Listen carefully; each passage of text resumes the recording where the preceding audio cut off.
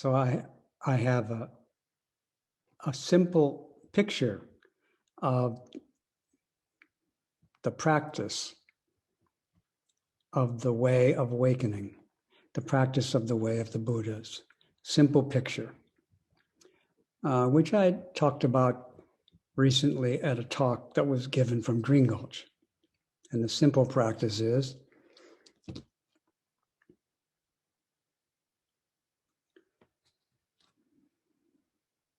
to sit or stand or walk upright at the center of all living beings, which is also the center of all hardship and suffering. The basic practice of being present and upright at the center of all beings, settling into our seat where we are right now, sitting at the center of all beings, which is where all Buddhas are sitting, and all Buddhas have sat, and all Buddhas will sit. We too can sit in that same center. Each of us is already there, and we can practice that.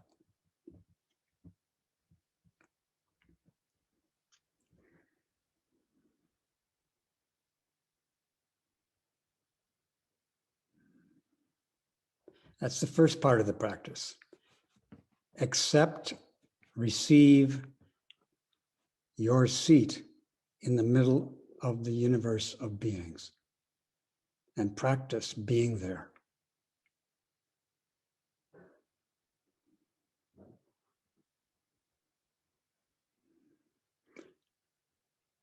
The next part of the practice is once seated, once situated, once settled where we are, now, then enter the practice of generosity.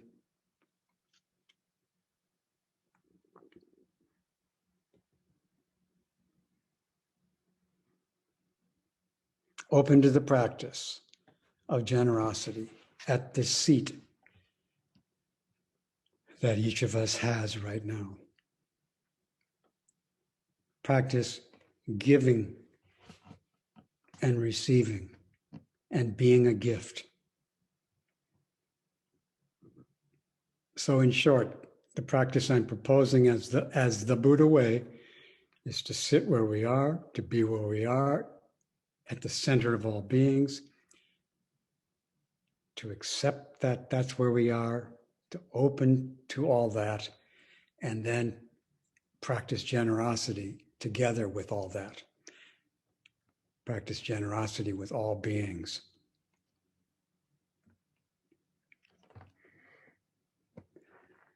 In the chant that I just recited, and some of you may have joined me, it says that when we meet the true Dharma, we will renounce worldly affairs. So when we sit, when we are here at the center of all beings, and we are practicing with all beings, practicing generosity with all beings, we will give up worldly affairs. And what are worldly affairs? Worldly affairs are being distracted from the practice. Worldly affairs is forgetting where we are and forgetting the beings at which we sit in the center of. Forgetting that, just being distracted from our seat at the center is a worldly affair. And then also forgetting to practice generosity with everyone we meet. forgetting to give ourselves and receive ourselves, to give ourselves to others and receive others, and be a gift to others and see others as a gift. Worldly affair is to forget generosity. But if we confess and say we're sorry, this is returning to our seat and re-entering the reality of giving.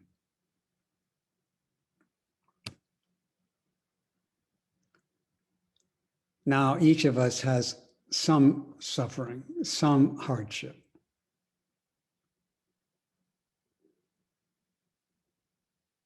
Which comes and goes in many ways. We also have not exactly hardships, but sufferings that from what people do to us, and suffering for what we do to others, and suffering for what we see others doing to each other. The insults and unkindnesses are even more difficult than hardships. And also to see other people's hardships, people who are living in famine, who are living in war, people who are living in places where people are shooting up people they don't even know. All this suffering is around us. And the Buddha way is to sit in the middle of it and practice generosity with it.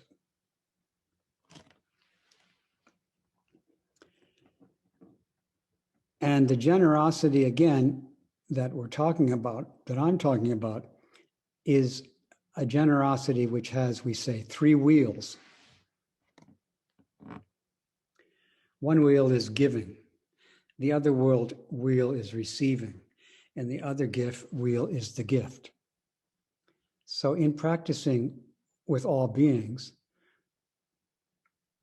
we are a donor. We are a generous giver. And we are also a receiver. And we are also a gift.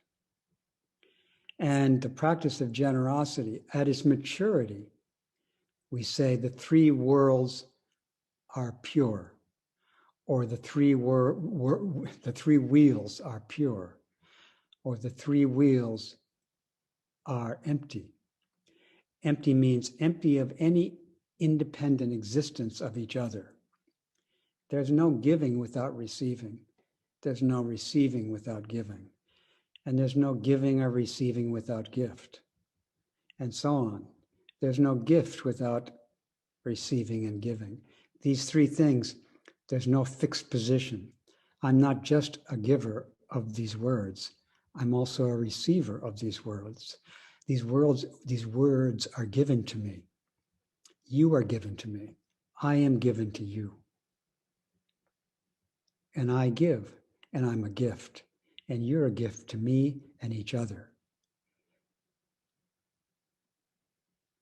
Getting distracted from this generosity, this multifaceted generosity with no fixed position, an ungraspable process of giving, which is an ungraspable, inconceivable process of liberation and peace. Forgetting it is a worldly affair, which many of us occasionally do forget. Now we have the opportunity to remember, to train at remembering this giving. This giving is the essence of the Buddha way, which is practiced at the center of all beings. And also, we use the expression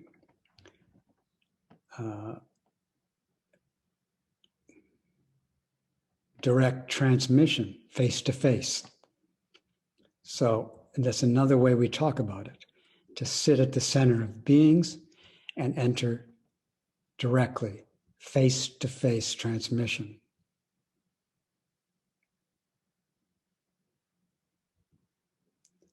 That one of the terms that the ancestor Eihei uses for this generosity of our tradition, this generosity of face-to-face transmission. The actual term he uses is face giving, menju, face giving.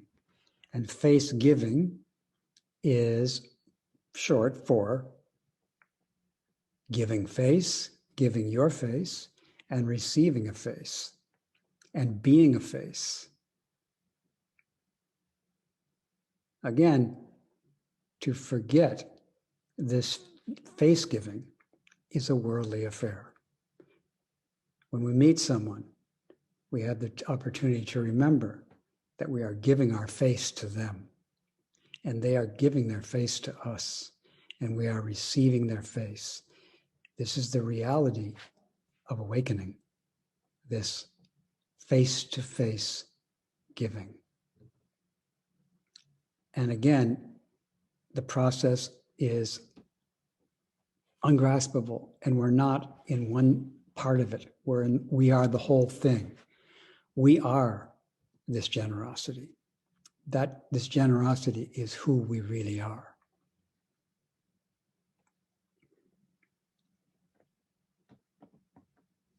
It seems to me when I look at the stories of the ancestors, all the stories seem to be stories of giving, of so-called teachers meeting teachers, teachers meeting students, students meeting students. These meetings where they give their face to each other. They may or may not refer to Buddhist teachings.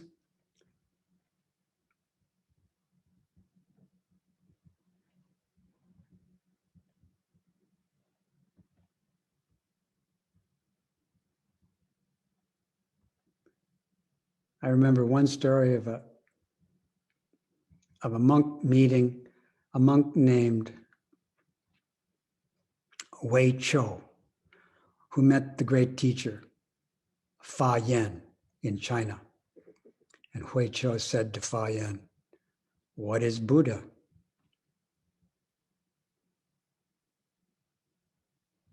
Wei Chou gave his face to Fa Yen. Fa Yen gave his face to Wei Chou. And Wei Chou gave his words, "What is Buddha?"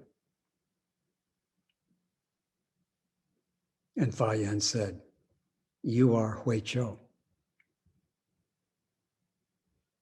Just a simple face-to-face meeting that happened 1,200 years ago that I'm remembering.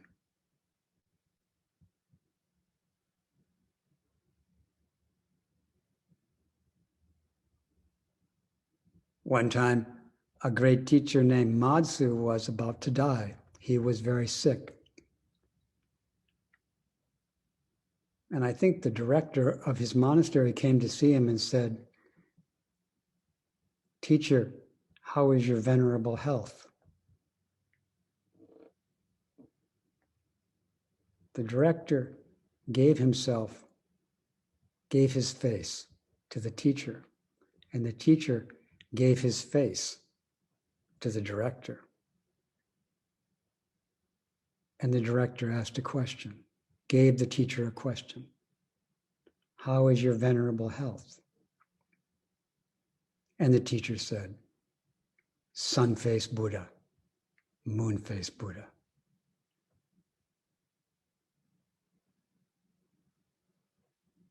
Every time we meet someone, really, we're meeting a sun-faced Buddha and a moon-faced Buddha.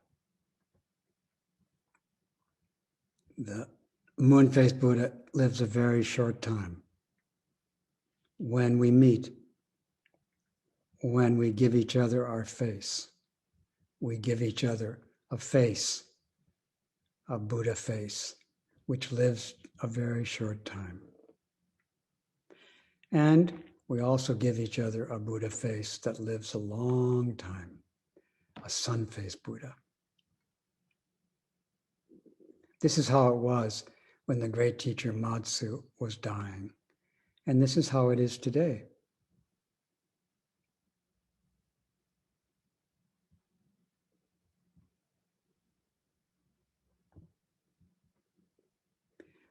We are meeting. I am giving my face to you, and you are giving your face to me. We're doing the practice. Or I should say, we are sitting at the center of the world, of all suffering beings, and we are giving each other. We are mutually giving each other our faces.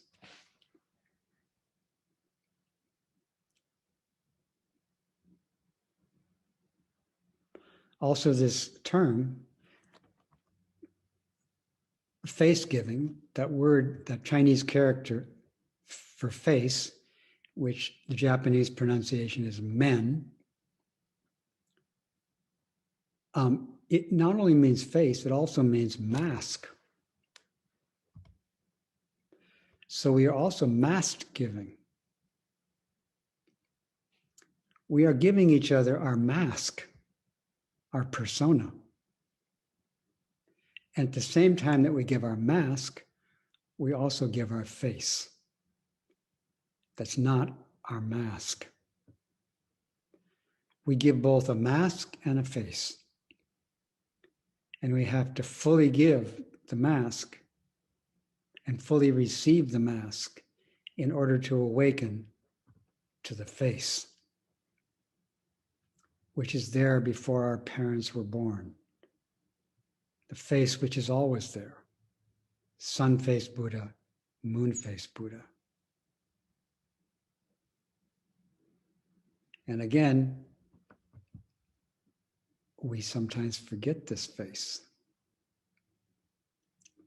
We need to give the mask, the superficial face, and receive the superficial face in order to realize the true face and the Buddha way at the same time.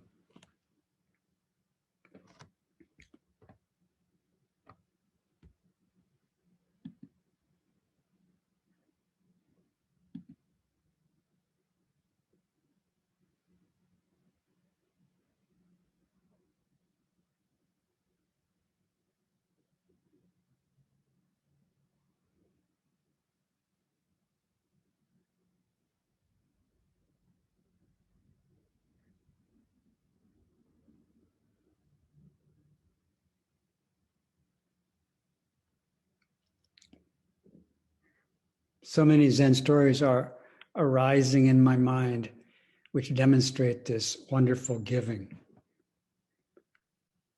that the ancestors practiced from their seat at the center of all beings.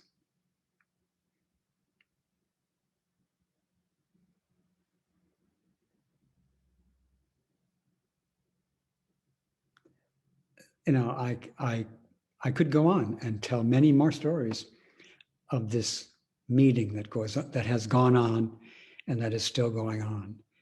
This endless generosity, this endless practice of giving, receiving, and being a gift. But I also might have told enough stories. And if you need any more, let me know. I have, I don't have these stories. All I got to do is sit here and talk to you, and they enter my consciousness. From the great ocean of suffering, they come and enter my consciousness.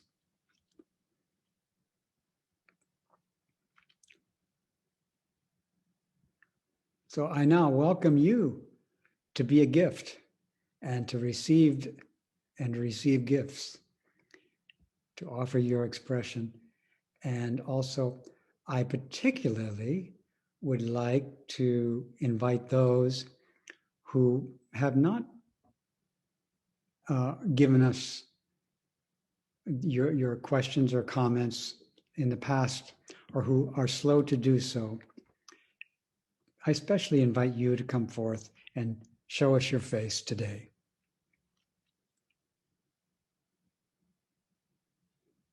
Please.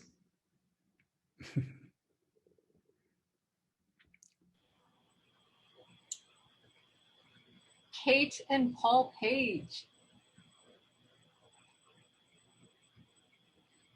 Good morning. Good morning. I'm waiting to see your face. I can hear your voice, but I'm not seeing your face. Well, let me start speaking. Okay, now I see it. Hello.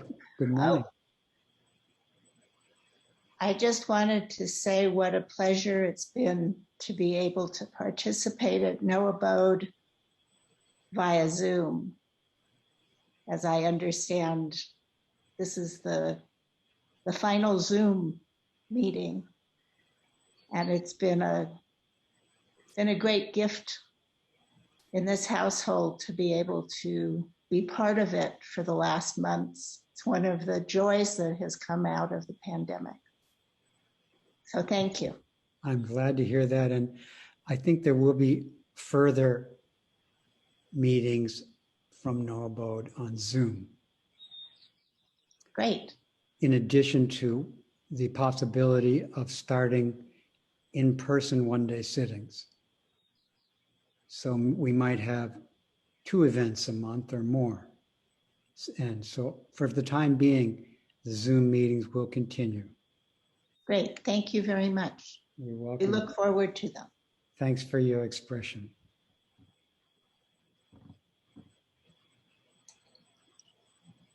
Vivian. Good morning. Good morning. And I'm just feeling called to see you. Oh no, for you to see me, because I think I see you all the time, even with my eyes closed. So I have been seeing this film about Dogen that is on YouTube. And this is my 3rd time watching this movie. And your words about the gift, it really struck me in terms of technology, how in technology, so very few things are free. And usually if we receive something for free, something is going to be taken from us that we don't even know. But this movie that's on YouTube, it has no commercials. It has no weird things, that happen in the middle of a free offering. So that came to me. Thank you.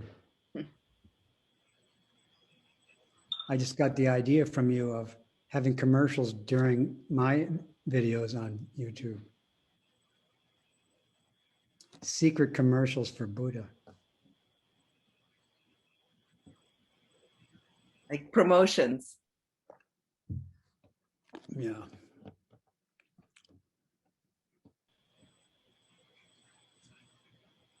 Thank you, Vivian.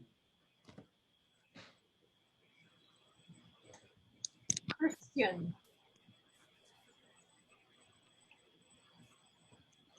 I think that's me.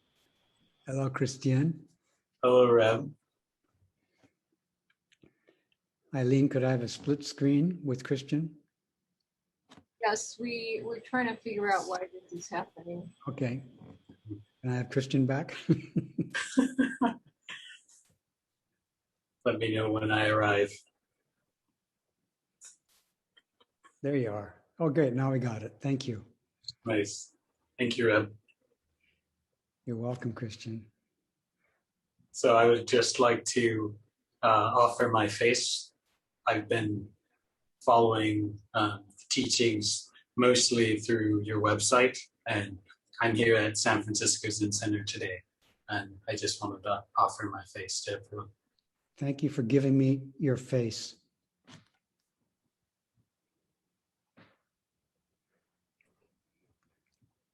Peter.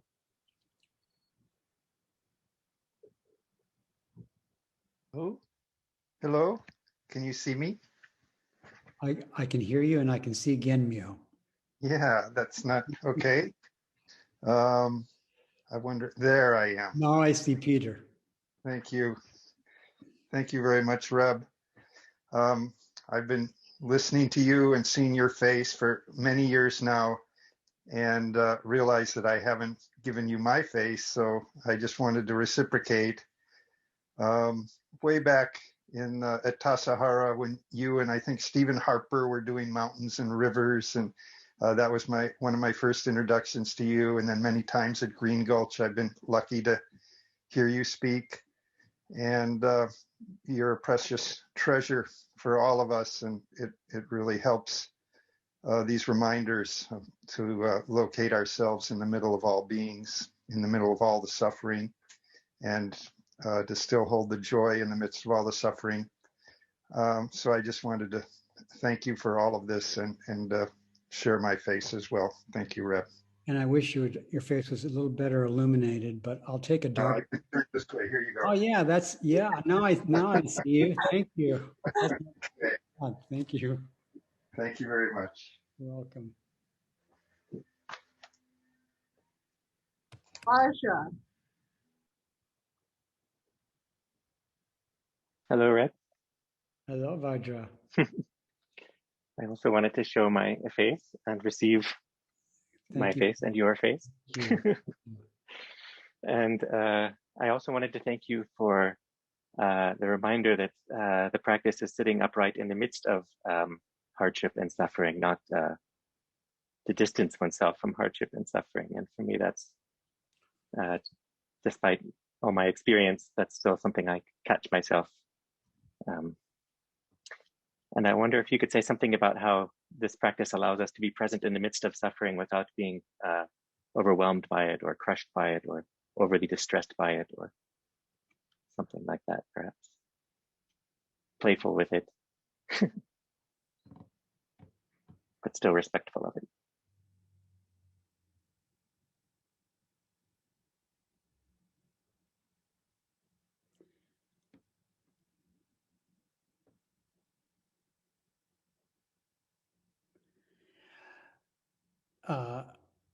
So I'm proposing that we are sitting at the center, whether we admit it or remember it or not. And if I'm sitting at the center and I don't remember that,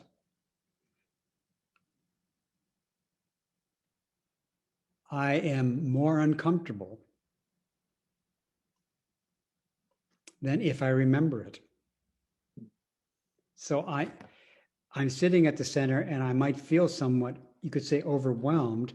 But one way today, the way overwhelmed comes to me, I'm experiencing the suffering in a way that I turn away from it.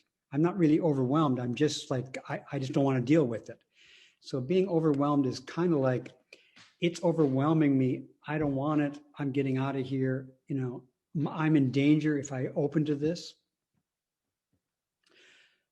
And if I do, not so much the overwhelm, but if I do turn away from it, I'm going to feel more uncomfortable than if I remember where I am.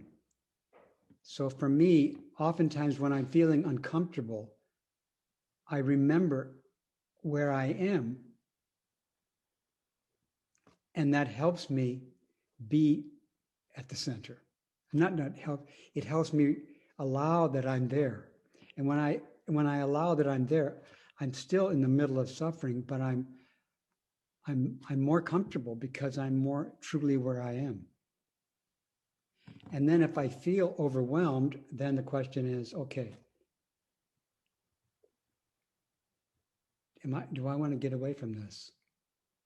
And that question again, well, I think could help me remember that I'm at the center. And again,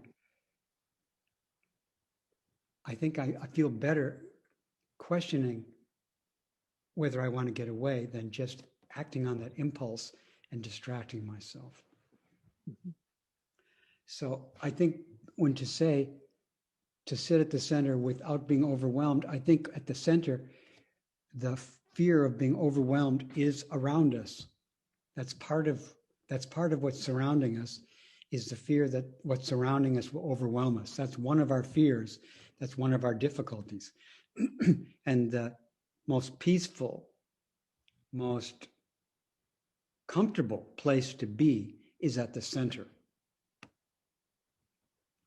And trying to be in the suburbs, for me, makes me more uncomfortable. Adds to all the, it's trying to be there is another difficulty, which I want to accept, but not actually like go there. Just realize, oh, that's part of what's surrounding me, is the wish to get out of here. Mm-hmm. Right, and since we actually are there, it's therefore easier to be there than to try to not be there, right? But we think we have this option, like, but thinking that we have option is one of the forms of suffering that surrounds us. Right. And we also see it in other people. And so how to remember that those options are actually things to give our faces to, and they're giving their face to us. But first of all, we have to be there with them to wake up to that. That all these impulses to run away are really sentient beings to meet and have Dharma transmission with. Thank you, that's helpful. Thank you, Vajra. Thank you very much. Auf Wiedersehen. Rich. See you around. Rich.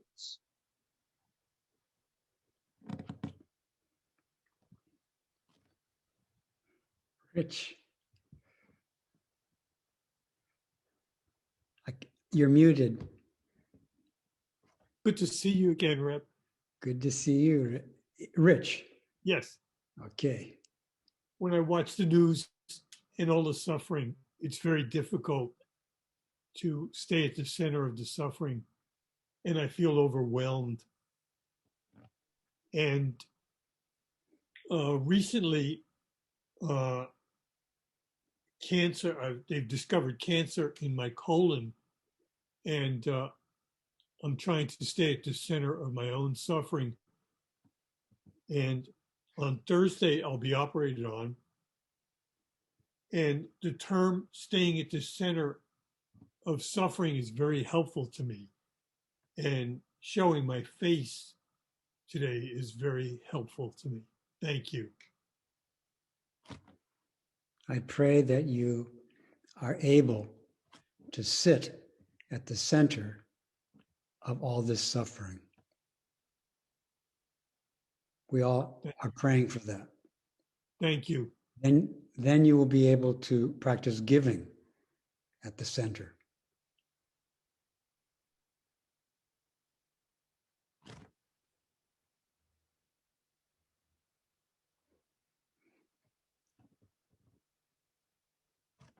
Jody.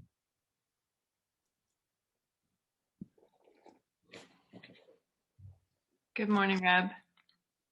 Good morning, Green. Thanks for remembering my name and my face. I mentioned to you a few times, and I'm going to bring it up again today, that I'm curious. I'm really interested in this practice of confession and repentance. And I feel like when you mentioned this morning, if we confess that we were distracted, we can re-enter the reality of giving and sitting at our seat. And I was wondering if you would consider illustrating that with a story of some kind. Okay. First of all, a slight change in language. If we notice we're distracted and confess it, and also repent means feel some sorrow about being distracted from being present. It's not that then we can return. Confessing and repenting is the practice. So when I confess that I was distracted, I am doing the practice. when I say I'm sorry, that is the practice that I was distracted from. So if I say, oh, I confess I was trying to get away from the center. And I'm sorry that I tried to get away from the center, because I really know that that's silly. I can't get away from my place. But I'm still sorry that I'm a silly boy. It's not that then I can practice, that is the practice. That is the practice, confession and repentance. And then that being the practice, I am now demonstrating my, what do I call it? My sitting at my seat, and I'm demonstrating giving. I give confession and repentance and receive my seat, which I forgot. And one story that comes to my mind were the two stories I told earlier. The monk meets the teacher, and the monk says, "What is Buddha?" That's his confession, that he thinks Buddha is something other than him. I mean, to say that he has been distracted, and he thinks Buddha is something other than him, being him, sitting at the center of all beings. Buddha is sitting at the center of all beings. He is sitting at the center of all beings, but he's gotten distracted from that. So he asks the teacher, "What is Buddha?" And the teacher doesn't say, "You are Buddha." I mean, he doesn't say, "You are Buddha." He says, "You are Huicho." Buddha is you being you. And that monk forgot.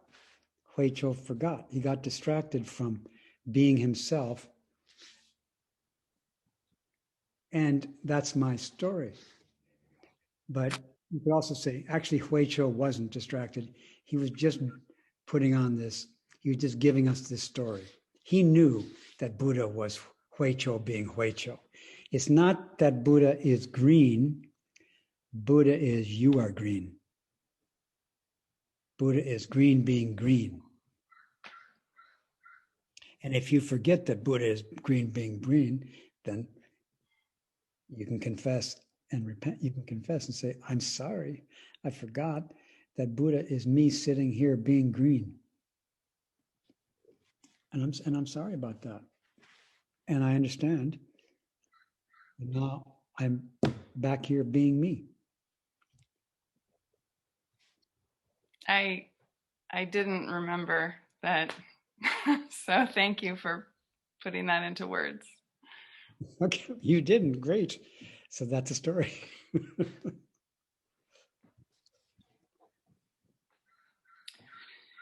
May.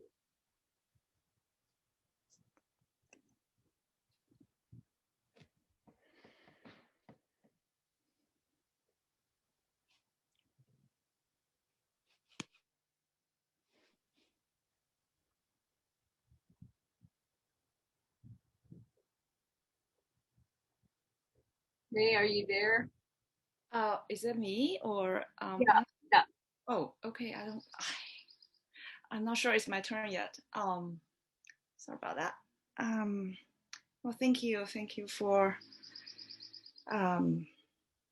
earlier than the turn.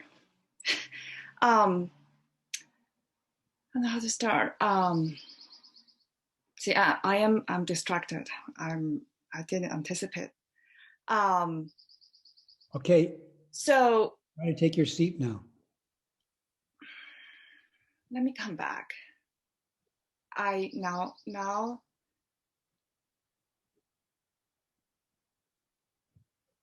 let's sit here with this compassion about holding myself to be me, with your prayer of stillness. And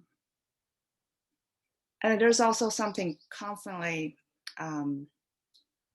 came to me, that why I'm so be overwhelmed or want to walk away from the center. And then I just, during my practice, I just started to discover that is it just mental or is it actually body? Because this body, I just feel like this body, every cell has so much memory. I don't even know. And then you just don't know. Someday you just bump up some people and then and something has been triggered. I think today this environment is like a sort of like a trauma trigger event. Trigger everybody's trauma. And we don't even know it's deeply buried in our subconscious, right, Alaya? And then so I'm curious that, Reb, in your practice this a long time, besides mental, by the way, I think this guy is really powerful. I think this guy is both amazing and also the how to say the trouble. But there's other important dimension, which is actually about this body. It's not just this brain, this mind. It's every cell. In my hand, my feet. I don't know how I can be ensured that maybe you're triggered again, and then of course always remember that the silence and stillness always come back, but still sometimes it's just still be overwhelmed. So I actually talk about body. So if you can offer some insight about this body, I believe this body and mind, they're together, but when Dogen talk about dropping, I agree, our practice is about dropping layer by layer, dropping our body. But I'm not sure. I mean, there's just a very long process. Thank you.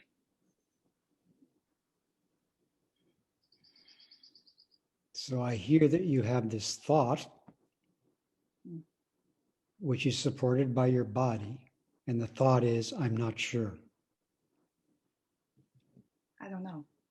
No, I'm saying that to you. Okay. You told me that you said, I'm not sure. You said that. I don't trust my language.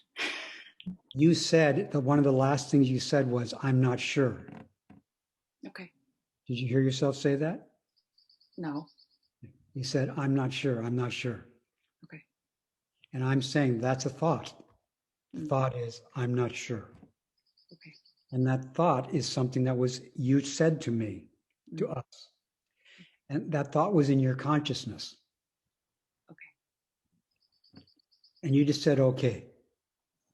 And that's another thought that you expressed in words that was in your consciousness. And the thought, okay, comes into your consciousness, and it comes from your body and your unconscious. So I often quote the writer D.H. Lawrence, who said, this is what I know about my conscious self. It's like a clearing in the middle of a dark forest. And sometimes deities come in from the forest into the clearing, and then they go back.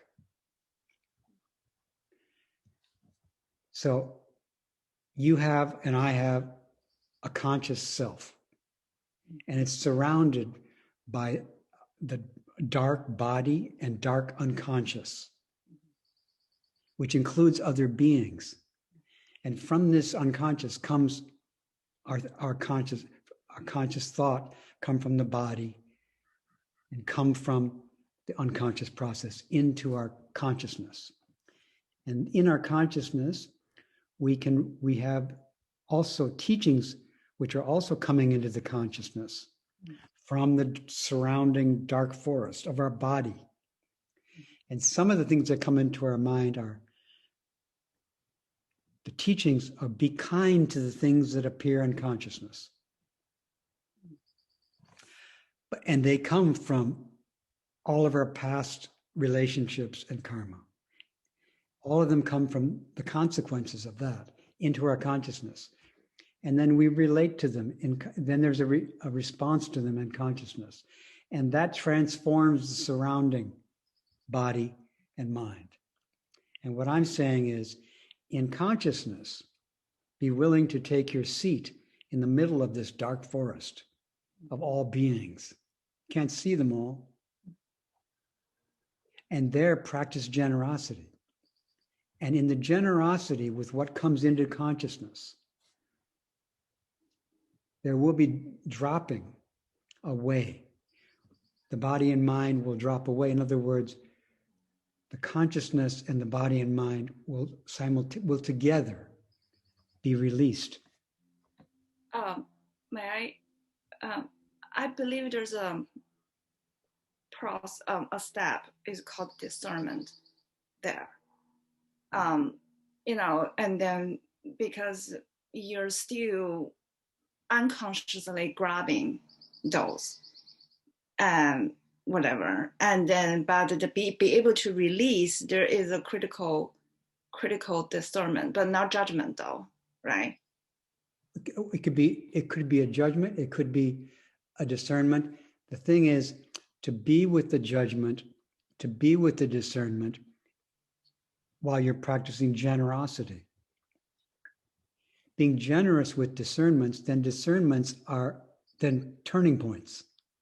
Judgments are turning points. So we do have judgments and discernments coming up, but the discernments pivot into wisdom when we practice generosity with them. But that was the, I just feel like eventually something is going to melting, right? It evaporate.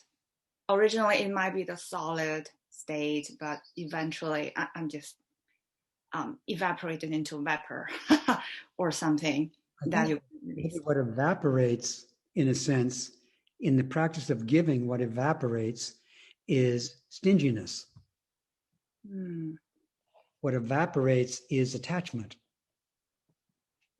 Because attachment isn't, we really can't attach to anything. And when we practice giving, we see that we can't attach to the position of being giver or receiver separately. So by practicing giving with whatever's coming into our consciousness, there is a kind of melting or evaporating of resistance to this process. And if we notice we're resisting the process of the generosity, then we say, I feel like there's some stinginess here, and I'm sorry. And that again is a practice of giving, which frees us from being stuck in resisting the process of giving. And not even grasping the melting. Not even grasping the evaporation. But it's like illusion does seem to evaporate in the midst of the practice of giving. I feel like I can't pick up any word. I stopped doing that. Okay, you're welcome.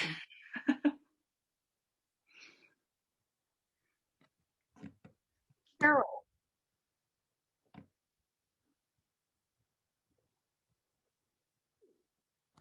Reb.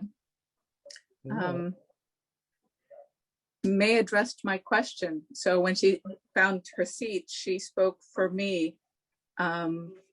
Great.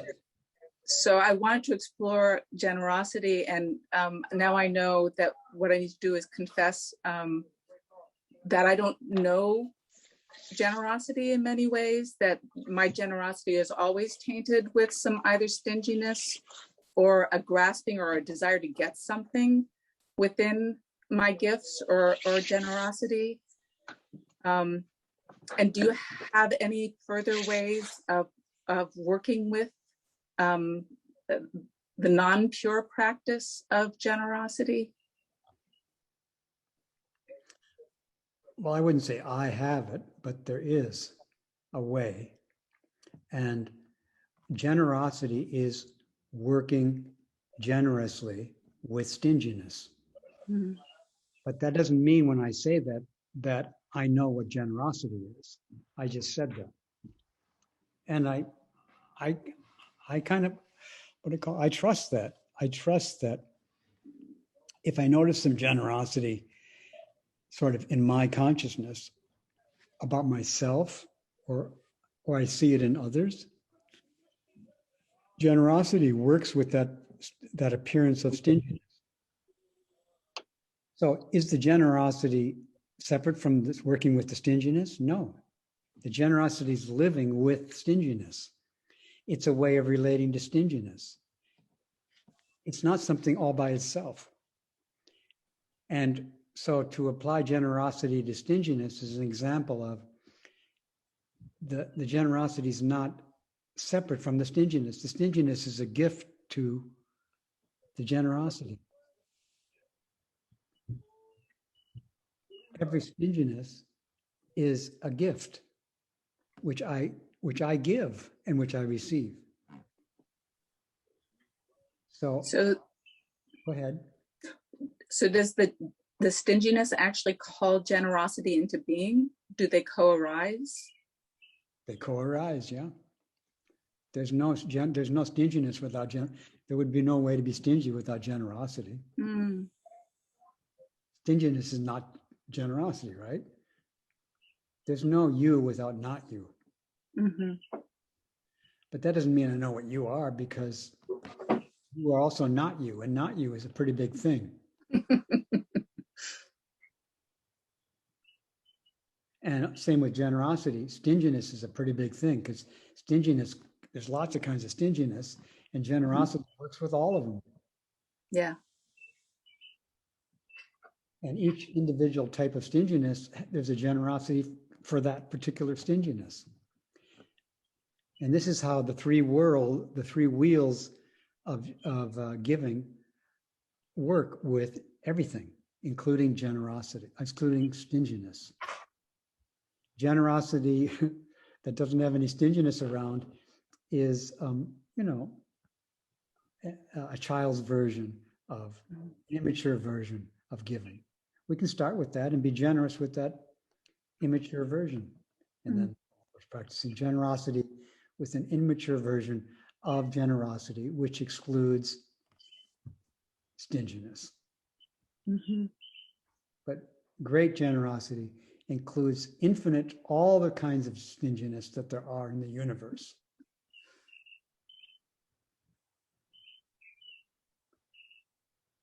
Thank you. You're welcome. Maloa.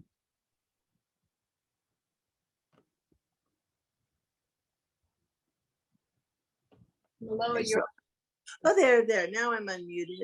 Oh, good morning, Reb. Good morning.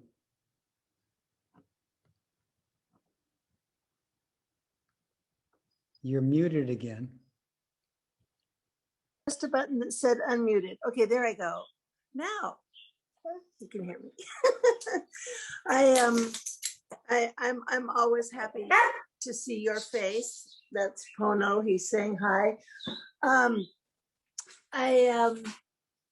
I was thinking as you were talking about how that saying came to me of giving and receiving are one in truth, that it's the same in some way, to give and receive, that when you're giving to us, we're receiving from you. And to be a gift. And to be a gift. Yeah. So what I notice for myself sometimes is that the feeling of generosity is there. And then sometimes I'm feeling like I'm holding back.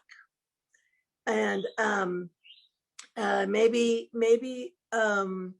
holding back from like fear of being judged or something. Like if I was going to do something and tape it or lead something, a practice, and then I find myself kind of holding back from wanting to just fully be out there and sharing. And so I wonder if you could say something about that. Yeah, well, I think we were just talking about stinginess, right? I guess I just never thought of that word about it. Holding back is another word for stinginess. They're kind of synonyms. So being generous with holding back, now you're practicing generosity again. Here I am, I'm a person who's holding back. That's who I am. I'm like here, I'm like totally holding back. Here I am. I'm giving you this holding back person. Please take him and take him for a walk. This is my gift. I'm a holding back person. I'm a stingy person. And to really, really be generous towards my own holding back. And if other people are holding back, be generous and let them be a person who's holding back. And also you might notice maybe they're holding back because they're afraid. Be generous with their fear too. Yeah, but whatever you see, welcome it. Whatever you see, receive it as a gift and be a receiver of it as a gift. And also give yourself to the one who's holding back. And also, if you're the one who's holding back, receive generosity from the whole universe, who receives you as a gift, who receives the holding back you. So I can see that as a gift. And even before you see it as a gift, you can remember the teaching that it is. And then you can just wonder, how is it a gift? But Yeah, would you say more about that, please? how can I shift my awareness around it to see that if I'm holding, I have a judgment that if I'm holding back, say I'm holding back a gift or something that I wanted to share, that then I would judge myself as not being generous enough because I'm not being fully generous by sharing something like the Dharma or something like that, that if I'm holding it back, then I'm not being generous. So how do I be generous with, so you're saying I need to have love and compassion for myself for when I'm holding back, but then you're saying that holding back is, explain the last part again. There's no not holding back. There's no not holding back. Without holding back. When you're holding back, there's also not holding back. There's no stinginess without generosity. So when you're holding back, the not holding back, the generosity is there already. And you can remember that. If remembering it promotes you remembering it. When I'm holding back, that's a gift to me to remember not holding back. But not pushing holding back away, just remembering not holding back. Because everything is in this process of generosity. Holding back's in the process, not holding back's in the process. And we're talking now to train our body and mind to remember generosity, to remember it no matter what is going on. Thank you. You're welcome. And I'm so grateful for you. I'm grateful for you too.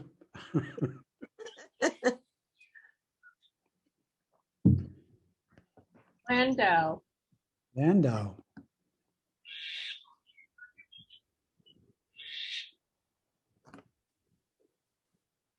Good morning, Reb. Welcome, Landau. Thank you. I'm answering the call to share my face. Thank you. With some trepidation, I might add. So you're sharing your face and you're also sharing your trepidation. Yes. Thank you for giving me your trepidation.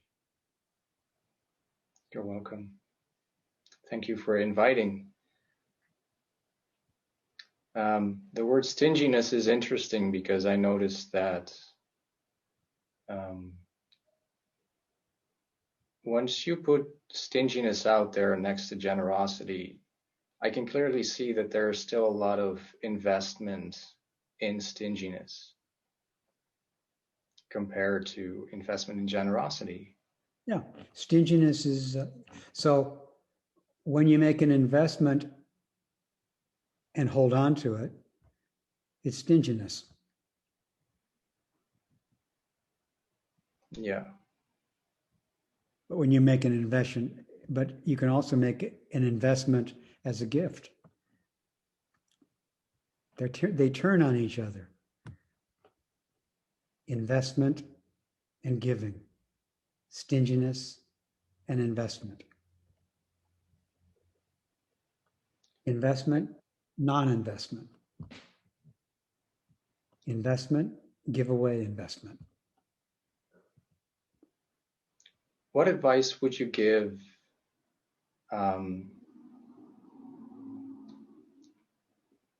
to me when I say that I recognize the importance of generosity, and I see I can see the benefit of generosity, and I would like to be generous. I aspire to be a generous person. Yet at a deep emotional level, there's so much has been invested in holding back. So much has been invested in not being generous, but in being sort of protective of the self, right? For whatever reason. I really feel that I have to break through several layers of conditioning in order to get to the generosity that I aspire to. Even in answering the call to share my face today, it took some doing, actually. So there is sort of on a conceptual level, on a relative superficial level, there is this aspiration, but it hasn't really cut to the quick yet. It hasn't really met the fire that I feel for practice in general. I feel that I'm really I'm really exposing myself when it comes to sharing my face. That's where the fear comes in, and that's where there's a lot of hesitation there. Does that make sense?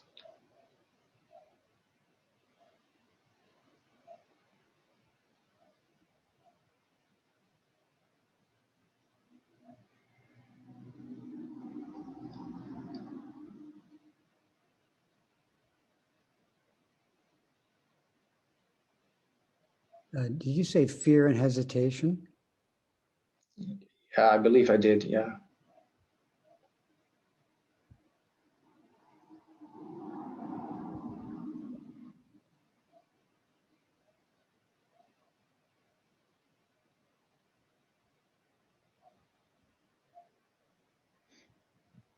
So if you want to learn about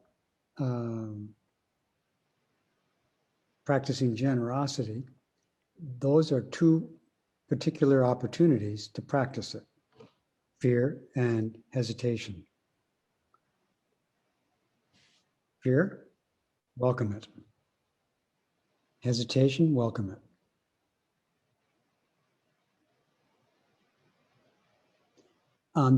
Those are specifics. And those are both opportunities to remember. Those are both calling you, actually, to remember generosity. They want you, the hesitation and the fear want to be met with generosity. So when they arise, they are particular opportunities for generosity, to welcome them, and to realize that you received those gifts, and you also can give a gift to them by welcoming them.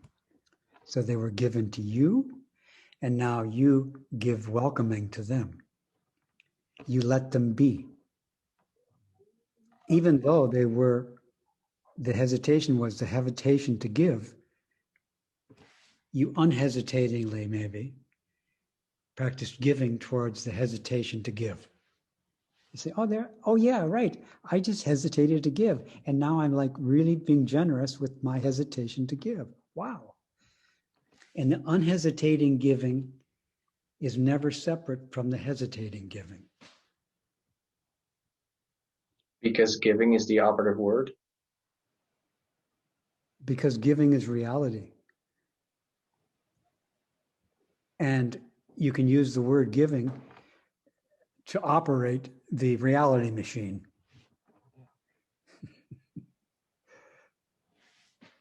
The machine of generosity, the machine of reality is giving, receiving, and gift, and not getting stuck in any part of the process.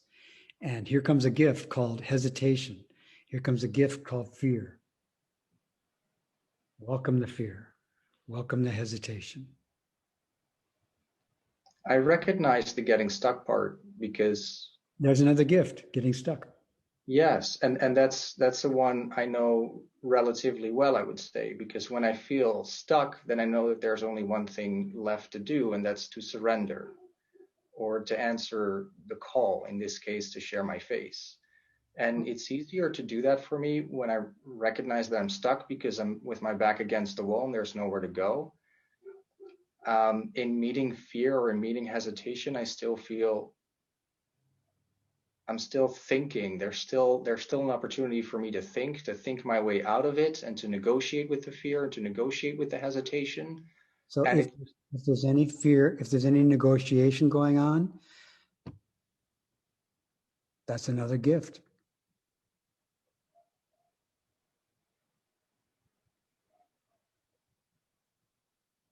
Every negotiation in your mind is a gift.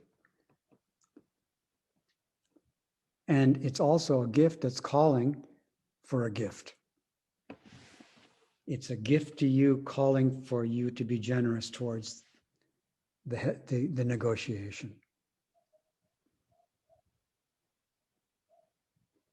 then I'm out of excuses. Say again? Then I'm out of excuses. I don't know what word you're saying there. Then I am out of excuses. You're out of excuses, did you say? Yeah, to be stingy with welcoming. You're temporarily out of excuses for being stingy. Temporarily out of excuses. Yeah, let's put a disclaimer on it. Thank you. You're welcome.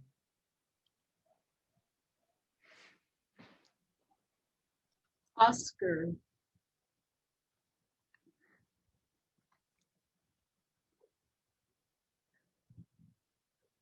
Hello, Reb. Thank you very much for this teaching.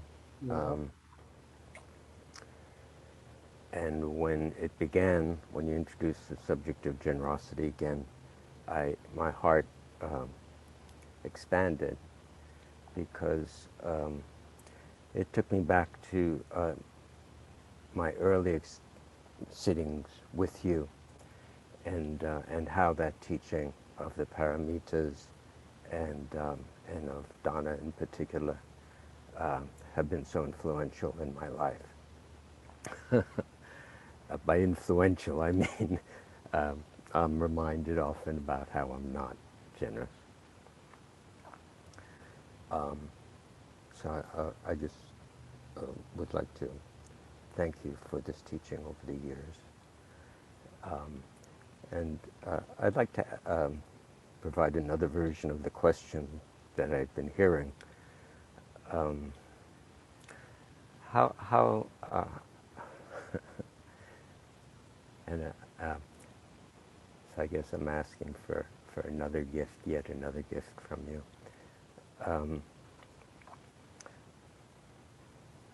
How does one be generous can I be generous when I am actually trying to get something?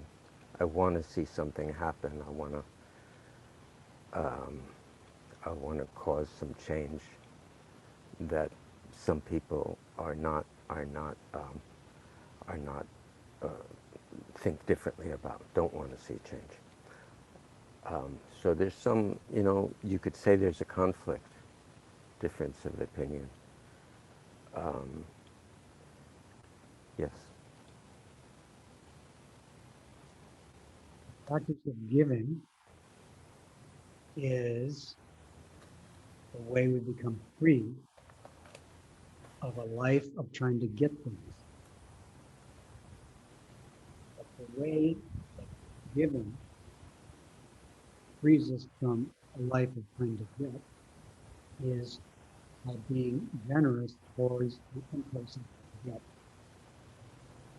Impulse of forget is part of our naturally part of our animal existence. We're trying to get stuff, food, and so on. It's natural. However, we sometimes get trapped in this acquisitive mode. Generosity is to free us from our natural greediness and acquisitiveness. But the way it frees us is by being applied to the getting. The getting, say, is an impurity in the giving. However, it's also the opportunity. The impurity of the practice is the opportunity for the practice. The inquisitive or the getting intention is an opportunity for generosity. So if I reach over to get this glass of water, I might notice that I'm doing this to get the cup. And then I practice generosity towards that impulse to get the cup. But then I notice, oh, I could just as well reach for the cup as a gift to the cup, as a gift to myself, even though the cup is empty now. I just use the cup as an opportunity for giving. And if I was really thirsty, I might really try to get the cup even before I remember. But then it's an opportunity for me to remember, oh, I was really greedy there. And I really let myself be that greedy guy. And so in that way, without getting rid of our natural habit of trying to get, we can practice giving before it goes away. So we say the horse arrives before the donkey leaves. The generosity, giving arrives before getting disappears. Giving comes and meets the getting, and frees the getting. Because we tend to get stuck in getting. We don't tend to get stuck in generosity. No, We might get stuck in getting an idea of generosity. We might get stuck in the idea of generosity. And then again, that being stuck, they apply generosity to that. So I still have an idea of generosity, but I'm not stuck in it. Is being stuck a result of clinging to an idea, like of? It's synonymous. Getting stuck is synonymous with clinging to an idea. And getting stuck is synonymous with clinging. But clinging is an opportunity for generosity. Right. And bringing generosity to clinging, we realize that the clinging is never separate from generosity, and we're free of it. And we're free of generosity too, because generosity is empty, totally inseparable from clinging.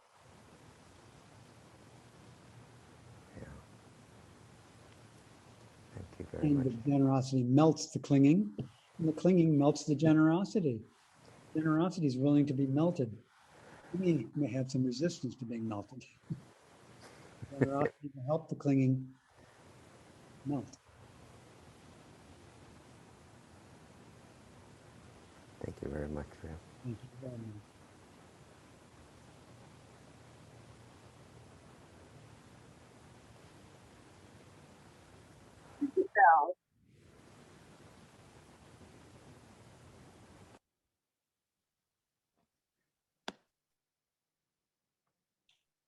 Isabel. Hello. Isabel. I'm surprised that that it's my turn, and I remembered something somebody gave in a speech while you were giving your Dharma talk before, and I wanted to share that little story, maybe, or thing that came into my mind. And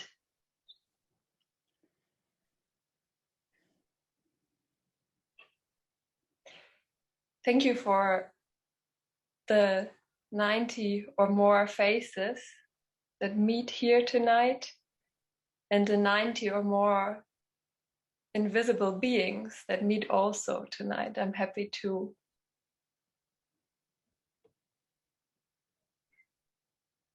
maybe know that they are the faces, or think or imagine that they are the faces and the invisible beings behind the faces. Thank you. You're welcome.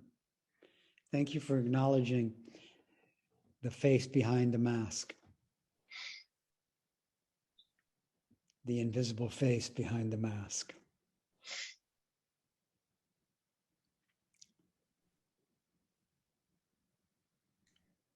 Janine.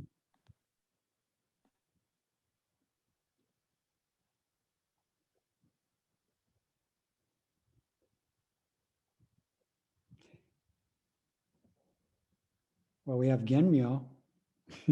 Why don't I just go ahead? Go right ahead, Genmyo. So I'm in the boat with my friend Landau, the trepidation, fear and trepidation boat every time I have to do something like this. So, but here I am. Now that I know I have a friend in the boat, I'm better. So first off, I just wanted to say how grateful I am to you for doing these talks every month, you know, in this past year. And also, I'm so happy to hear that you're going to continue doing those, because it's just, it's very helpful. And so I just want to start with that. Thank you very much. And then the other thing that's coming up is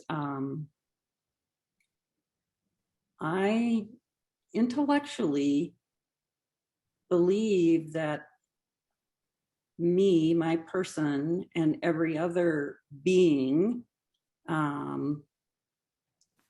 is sitting at the center of everything. Each being includes everything. And I hope someday to actually truly realize that. That's my aspiration. And it's helpful for you to talk about generosity. Just to remember, whatever you're doing, wherever you are, the generosity needs to be a part of that. Well, it needs to be. It is a part of it. That is, well, yes. And you need to be aware of it in order to realize it. You need to remember it in order to realize it. You need to practice it. Right. That's what I was just. It's already reality. So if you want to realize it, which you said you do, then it's necessary to practice it and remember it. Right. Which you also want to do. Yes. So it's remembering is the thing. Yeah, and that's the basic meaning of mindfulness, is to remember. Remember generosity. Be mindful of generosity. And if I may mention, one other thing you said was that intellectually, it makes sense to you that you include everything. However, sometimes, even though you have heard that teaching and you kind of agree with it, sometimes you might, or I might feel, well, I include everything. I've heard that teaching. I think it's true, but I don't feel like I include that person right now. Yeah. I don't feel like I include that, I don't know what, that cruel person that I see there. And then if I feel like I don't include them, I can see how, as people say, I can see how that works for me. And it doesn't work very well for me when I think I don't include some monster.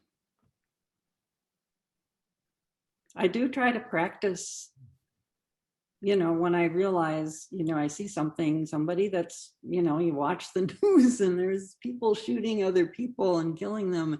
And it's terrible. It's so sad. It continues to be terrible and continues to be sad. And I include them. Yeah, I try to include them. And I'm included in them. Yes. And if I can't do one or both of those, then I can see what happens to me if I don't include. Yeah. And I can see that's not the way I want to be. Right. Here I am surrounded by all this cruelty and I'm not in it and it's not in me. Then it just gets more solid. Yeah. Yeah. That's not practicing generosity. Generosity is I'm included in all the evil of the world and all the evil in the world is included in me. That's generosity. That's how to free people from evil. And I can see if there's some evil there and I don't include it, it has a bad effect on me. Right. It's a negative. It's a negative. It's a life denying attitude. It's not generous. That monster is outside me, is not me. That other is not me. All the others are me. All the others are me. All of them are included in me, and I'm included in all of them. That's the meditation. And when we realize that, we're Buddha. And we're struggling to realize that. Yeah. And we have so many opportunities to struggle. We do. I look forward to seeing you in person someday soon. I look forward to meeting your mask in person. Okay. Thank you, Reb. You're welcome. Thank you. Wendy. Wendy. Hello. Hello. It's like waiting outside the temple, waiting for your name to be called.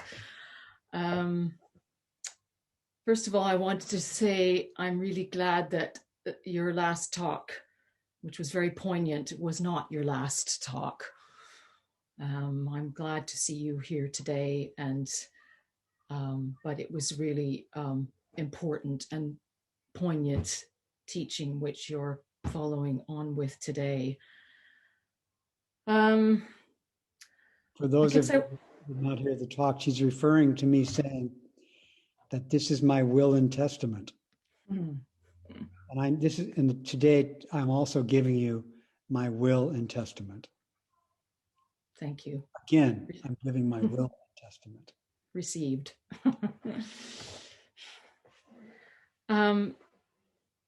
So much kind of, I have such an impulse to run away. Such an opportunity for generosity. Yes. Body and mind have just, as May said, this thing about the cell at the cellular level. I really, really resonated with that. Yeah. All my little cells were going like this. There's just running away from this. I was going to lower my hand, just running away. And we always said, how close are my running shoes to the door? Yeah. That was always kind of an indicator. Yep. It's part of our nervous system. Keep moving. Yeah. It's a very important thing for us to live. Got to get those, starting from we're little kids, got to get those kids moving to get their muscles to grow and learn those skills. Got to think that it's really good to go and get something. It'll be so much fun to get us moving. It's part of our animal thing. And it's a great opportunity for practice. It really is. And it's probably not going to go away. Even when we can't run away anymore, we're still going to think about running away. Yeah. Even when we're bedridden, we're going to still be dreaming. Yes, I'll still have a pair of running shoes underneath the bed. And thank you for the reminder about confession too.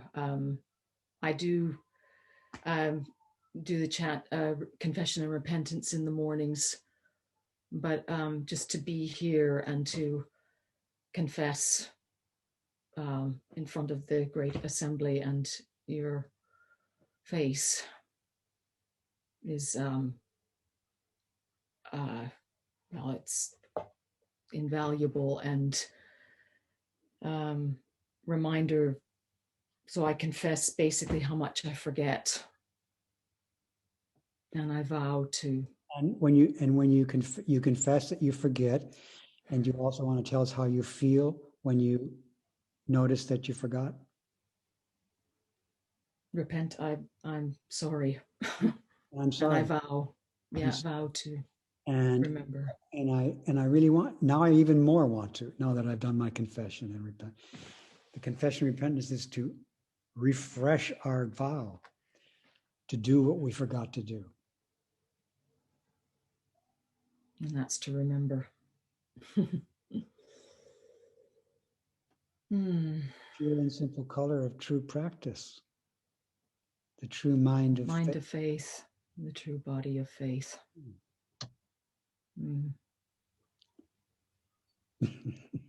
Thank you for the gift I've received, and I hope that I also would like to give up the mask. And also you'd like to give this gift that you've received, right? Yes. The way to give up the mask is by giving the mask. And you're giving it right now. Thank you. Here it is. It is.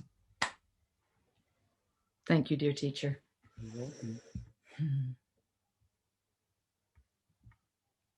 Norbert.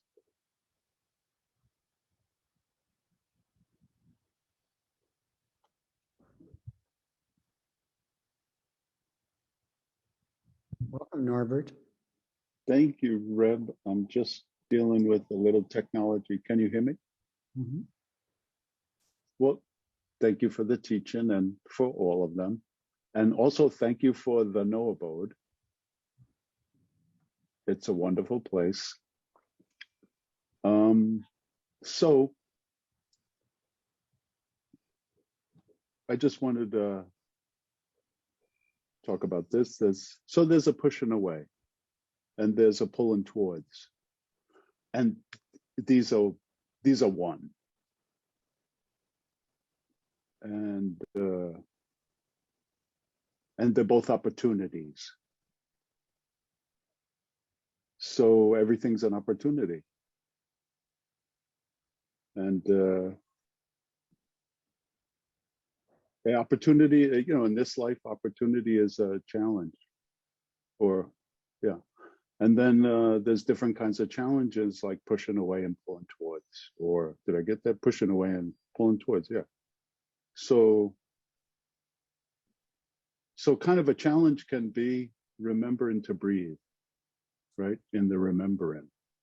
But it's like, it's a good tool. It's a good tool to use. And remembering is a good tool. Remembering. It's a very good. Remembering. in this case, breathing. Like if I talk about remembering to breathe, which usually means that there's kind of like something that I find to be, that I'm pushing away or find to be challenged, like a challenge.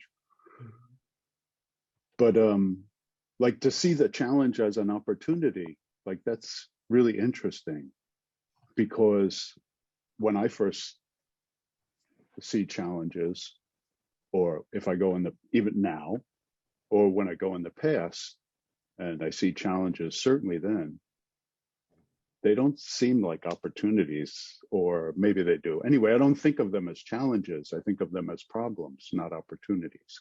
So I don't see them as opportunities. Yeah, so that's not what we do is see problems as opportunities also. Problems and challenges. Right. Try to be mindful that they're opportunities. Right. And in trying to do that, I, as I live my life, I do some gardening, as you might know. And gardening doesn't feel like a problem, right, when I do it. Although there's plenty of problems in gardening, right? This problem, that problem. You have to make all these, the whole thing just doesn't seem like a problem at all, although there's plenty of problems there. So, yeah. That's called a Zen garden. So that's like, garden just seems like opportunity after opportunity. Exactly. I was about to say that, in gardening, what you could call a challenge, because pushing away and pulling towards that one thing, what you could call a challenge in when I'm gardening, it feels just like, oh, this is a great, like maybe I should say wonderful opportunity after wonderful opportunity, even if this plant is kind of having a hard time or dying or whatever, or you're ripping it out. So like I have this thing here, which I just want to show. I don't know when you can see it. I guess you can see it now. Like, oh, and excuse me, I forgot to do this. That's better. You can see me better there. Yeah. Thank you. You're welcome. I can't turn this thing around right now. So the computer. So anyway, here's a little seedling that I found as a tiny, tiny thing, and now it's growing. But just so there it is. Are you going to take that with you to the East Coast? Well, I debated on that, and yeah, I'm going to take this and another one just like it. I found these two in a trash pile, and they were this big, right? That big. So what is it? What kind of plant is it? I thought it was a sycamore tree because it was right under a bunch of sycamores, but it's not. I began to doubt that, and it's a Japanese maple. Oh wow! Yeah, that's what I thought it was. Yeah. I thought, no, he's not showing me a Japanese maple because he knows I'm totally inundated with Japanese maples. But the reason I show this is because, like, when I'm doing this, it's like an opportunity. It doesn't feel like a challenge if you understand how I'm saying it. So then when you look at somebody, right, a person, right, even an animal, but especially a human being, right, it's, it's the same thing, but it can be more challenging. It can feel more like a challenge and opportunity. So anyway, in working with what I'm saying is, these are like tools, and to try to use these tools to, I don't want to say connect, but actually I should, to try to use these tools. Like one feels like opportunity, wonderful, wonderful, wonderful. The other one is like, I can't remember to breathe. I forgot to breathe, and usually it's in challenging situation, which is what you want to push away. I'm just trying to use these things to see that they're one. And so therefore it could help on the side that I have difficulty. And anyway, also in doing all this right now, I wanted to present my face to you.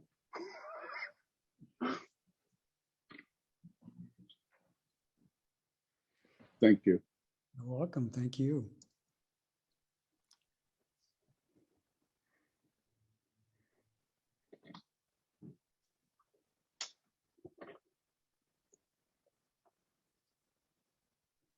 Addie, did you want to talk to me? Hi. My little 8-year-old granddaughter happens to be here with me this very moment.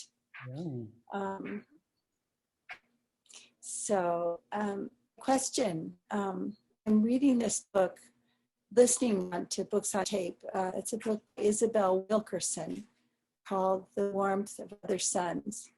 And do you know that book? Yeah, somebody gave it me, and I've been reading it. Me too. And the suffering in it, I feel overwhelmed at times, and I feel I have to stop and go away, and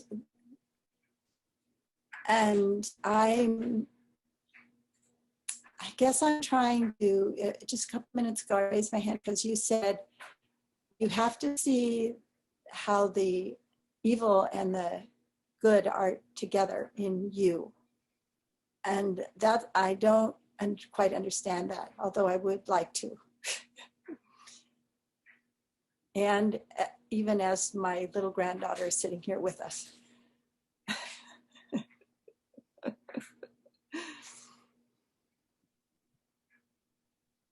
Yeah, I would like you to see it too. And that way you're free of evil and good. To be clinging to good is evil. To cling to life, evil is live backward. Oh. To cling to live is evil. Oh, okay. So we want to be free of life and death by practicing generosity towards both. We want to be free of evil and good, because being stuck in good is evil. Or being possessive of good, and like I got the good and they're the evil. That's evil. But that evil is not separate from good. To see that liberates us from good and evil. It's beyond good and evil, but it's by fully engaging with evil, being generous with evil, being careful and respectful of evil, not putting it outside, not exiling it. The more we excite evil, the more we exile it, the more powerful it becomes. It thrives on exile. Yeah, I think I've been doing that. But it really wants compassion. Evil wants generosity, so it can relax and enter into non-duality with good. Yes. But this is challenging, and the challenge is an opportunity. Yes. Thank you. You're welcome.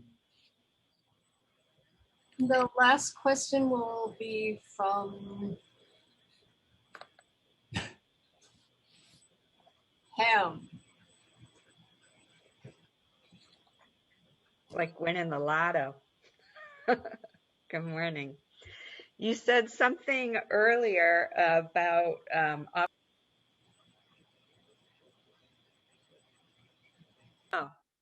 okay, now I'm unmuted. You were talking earlier about offering your true face, and then you said something about sometimes we offer the mask, and then you said more about that, something like I can't remember what it was, like through the mask you find the true face. Can you say more about what you had? Can you repeat that? Or I have some questions about it. Well, I could say a lot about it, but let me just start by saying a little, which is